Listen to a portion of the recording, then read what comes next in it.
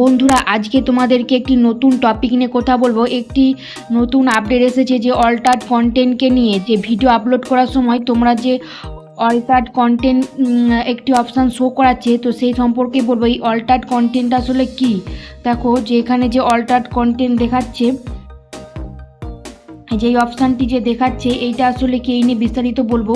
তো ভিডিওটি ভালো লেগে থাকলে অবশ্যই চ্যানেলটি সাবস্ক্রাইব করে রাখবে এবং লাইক শেয়ার কমেন্ট করতে ভুলবে না, ঠিক আছে?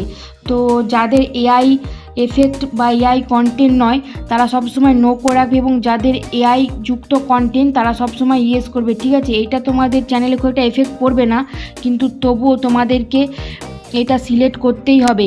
অর্থাৎ এআই এফেক্ট মানে কারো কোনো অ্যাক্টারসে তোমরা ভয়েস নিয়ে বা তার ফেস নিয়ে ভিডিও বানাচ্ছ, বা তোমার থাম্বনেলে যে ফেসটি দিয়েছো সেটি এআই এফেক্ট দ্বারা করেছো, ভয়েস এআই এফেক্ট দ্বারা করেছো, তো সেইটির জন্য তোমাকে ইয়েস করতে হবে। কিন্তু যাদের এআই এফেক্টের কোনো সমস্যাই নেই, তারা এআই দিয়ে কোনো কিছু করেই না, তাদের জন্য নো, তারা সবসময় নো সিলেক্ট করে রাখবে, ঠিক আছে?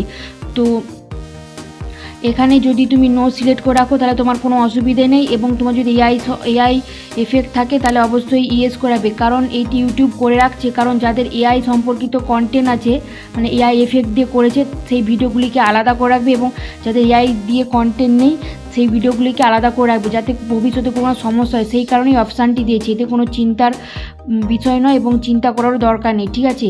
তো যাদের এআই এফেক্ট লাগিয়ে ভিডিও বানাচ্ছ, থাম্বনেল বানাচ্ছ, ভয়েস বানাচ্ছ, তারা অবশ্যই ইয়েস করবে, এবং যাদের এগুলো নেই তারা নো করে রাখবে, ঠিক আছে? তো ভিডিওটি ভালো লেগে থাকলে অবশ্যই লাইক শেয়ার কমেন্ট করতে ভুলবেন, এবং চ্যানেলটি অবশ্যই সাবস্ক্রাইব করে রাখবে, ঠিক আছে?